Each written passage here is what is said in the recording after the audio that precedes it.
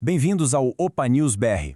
Hoje a gente vai mergulhar numa história de bastidores lá de Brasília, sabe? Um acordo secreto que foi selado, depois quebrado, e que acabou gerando uma crise com consequências bem imprevisíveis. Para não perder análises como essa, já aproveita e se inscreve aqui no nosso canal do YouTube. Pois é, o que acontece quando a palavra de um senador é colocada à prova contra o poder de um ministro do Supremo e ainda por cima um dos maiores articuladores do Congresso? É uma trama que envolve poder, muita negociação e, no final das contas, uma traição. Vamos entender direitinho como essa história toda começou. Então, para a gente entender esse rolo, tudo começa com um embate bem direto. De um lado, o senador Marcos Duval. Do outro, o ministro do Supremo Tribunal Federal, Alexandre de Moraes. A tensão entre os dois já estava alta e, de repente, escalou a ponto de arrastar o Senado inteiro para o meio dessa confusão. E aí, a crise explodiu de vez. O senador Doval simplesmente ignorou uma ordem judicial e viajou para os Estados Unidos. A resposta do ministro Moraes foi, digamos, bem dura. Mandou colocar uma tornozeleira eletrônica nele. Pronto. Isso foi o estopim para uma crise institucional gigante, com o Senado se levantando contra o que muitos senadores consideraram uma invasão de competência do judiciário. Bom, com a crise pegando fogo, alguém precisava apagar esse incêndio, né? E aí que entra em cena uma figura-chave, um dos maiores articuladores políticos de Brasília, o senador Davi Alcolumbre.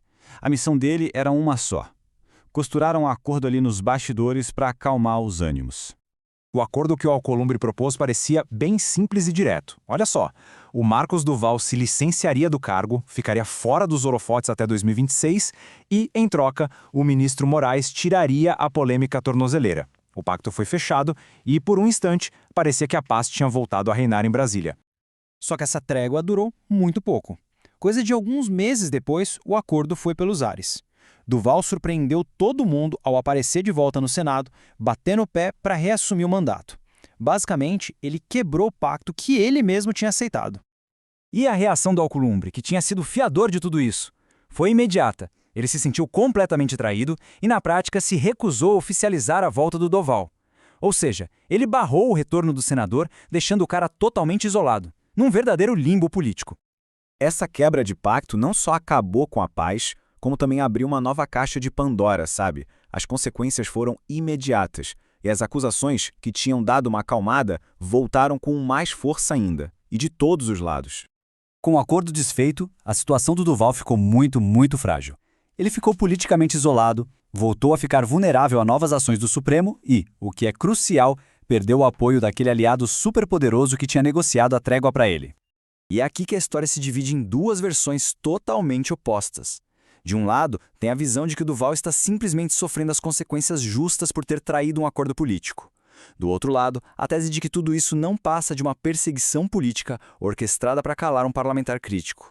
O próprio Marcos Duval, claro, não tem dúvida. Ele se coloca como vítima de uma perseguição impiedosa por parte do ministro Alexandre de Moraes. E essa narrativa é reforçada pelos seus aliados, que chegam a acusar a Suprema Corte de usar chantagem para silenciar o senador. No fim das contas, esse episódio todo expõe uma rachadura bem no coração do poder em Brasília e deixa uma pergunta no ar, né? Quando esses acordos de bastidores se desfazem, quem é que realmente manda no jogo? Essa foi a nossa análise de hoje. Se você quer continuar por dentro dessas tramas complexas da política brasileira, não se esqueça de se inscrever no canal do Opa News BR no YouTube. Até a próxima!